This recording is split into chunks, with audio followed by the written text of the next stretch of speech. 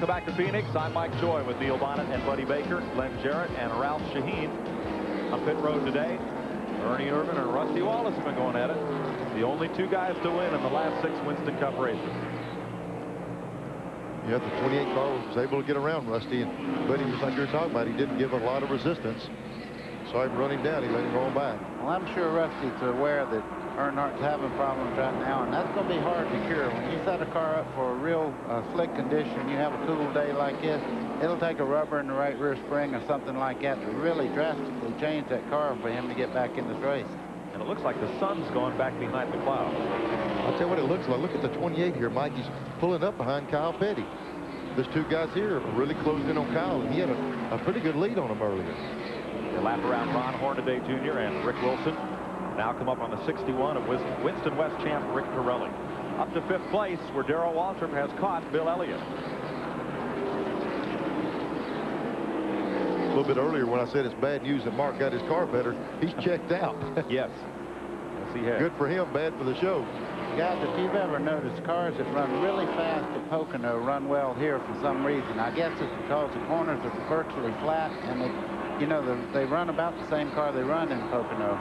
And it always happens. The same cars that lead that race, and Darrell Waltrip's car always runs well at Pocono. Dale Earnhardt just went past Kenny Schrader.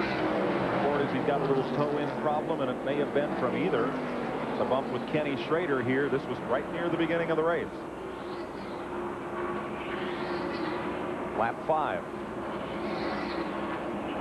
I tell you what, if they've got a toe-in problem, that's not something you can fix in a hurry. And when they're worried about track positioning and finishing this race, if they start messing with that toe-in, it's going to cost them some time.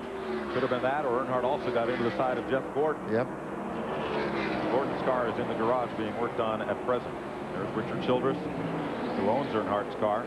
You know, at the top of the show when we were talking about you can adjust on a car, but you got to have the right basic pieces in there.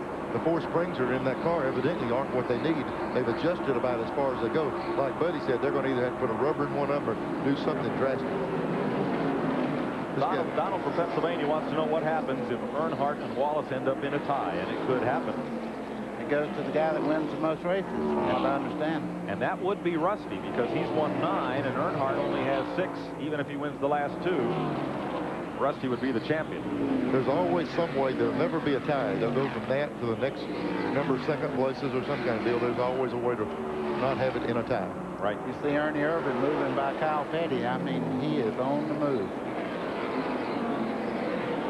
Trying to do it the hard way, right around the outside. Drove right around him. And, you know, we heard Mark Martin say that Kyle's car was good on long runs. So it looked like Mark is fixed it. Even though we picked up a radio transmission from Mark just a minute ago, he said, my car is better when it's sunny. And now it's overcast again, so it's coming and going for him. You have to be a weatherman as well as a chassis man, a tire man, and everything else. It's hard to tune Mother Nature in. Yeah, all right.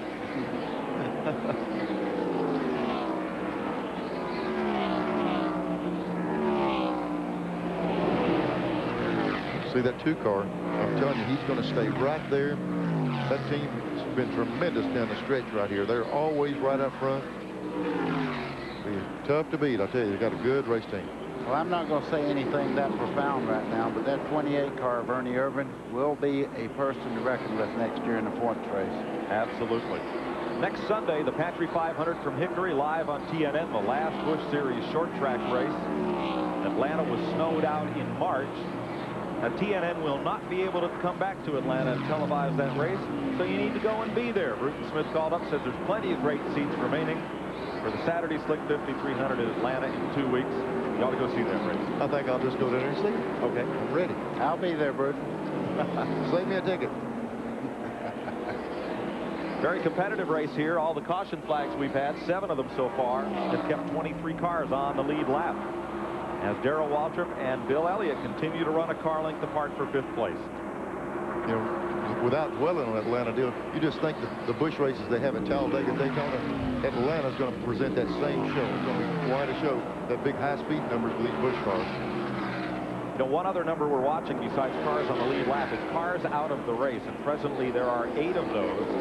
And And that would have quite an effect on the points battle, depending on what might happen to Wallace or Earnhardt. But right now, 8 of the 43 starters are out of this race at the moment. The least amount of points available in this race, 42 to the 43rd place finisher. 72 is the point lead that Earnhardt holds. Ernie Irvan is closing in on the race leaders. We watch Bill Elliott here. Knocked it down to 1.9 seconds. And it's really visible, too, on the racetrack. You can see him closing that gap. Darrell Waltrip's finished everywhere in the top 5 but first in this race.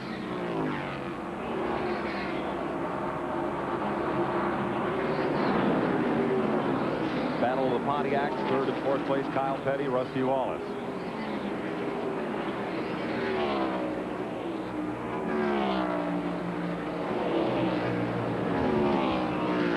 .179 laps completed Phoenix.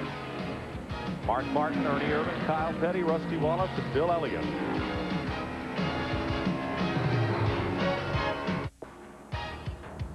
TNN Motorsports exclusive live coverage of the Slick 5500 is brought to you by Napa. We keep America running.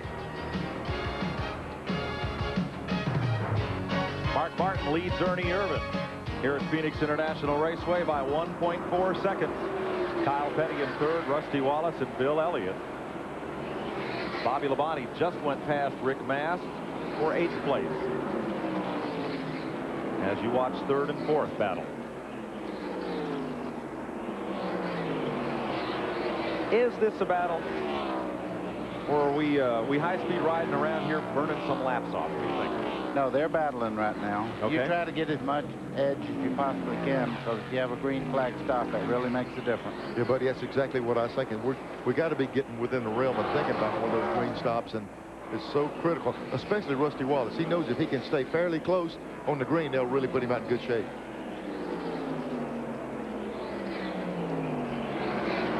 At 10th place, Dale Earnhardt going to try to hold back Michael Waltrip. Tony from Michigan called, asked if Mark Martin could win the Winston Cup championship. If Earnhardt starts Atlanta, no. He's 100 and 288 points behind right now. Can't do it. Mark Martin can't win it. He could, however. Now, if Rusty starts Atlanta, he can't even finish second. He's 360 behind Earnhardt. So Earnhardt will get enough points today to deny Mark a chance at the championship just by having started this race. So I wish you hadn't have said that. I had a bet with a guy down in Rockingham, and I'm going to have to pay him now. I'm glad I sat over here on the right, because I never can figure that point stuff out. Neither can a lot of the folks at home. We get a lot of questions about the point standings. Briefly, 175 points to the winner. Back through 6 spot, it drops back 5 spots per position. Back through 7, and then it drops back 4 points per position a ways, and then 3 points all the way to last. 3 points every position. Anybody who leads a lap gets 5 bonus points, and the one driver who leads the most laps gets 5 bonus points. I tell you, Darrell Waltrip right here was trying to make a pass on Bill Elliott. This is for 5th position. Darrell really turned it up a little bit, trying to get around Bill.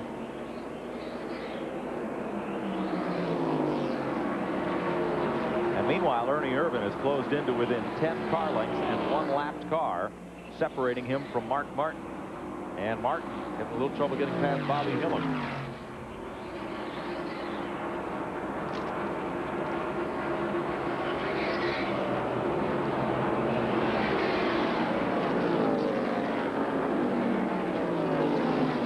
Darrell there, he's trying to make that move. 2 car got hit going in the corner down here.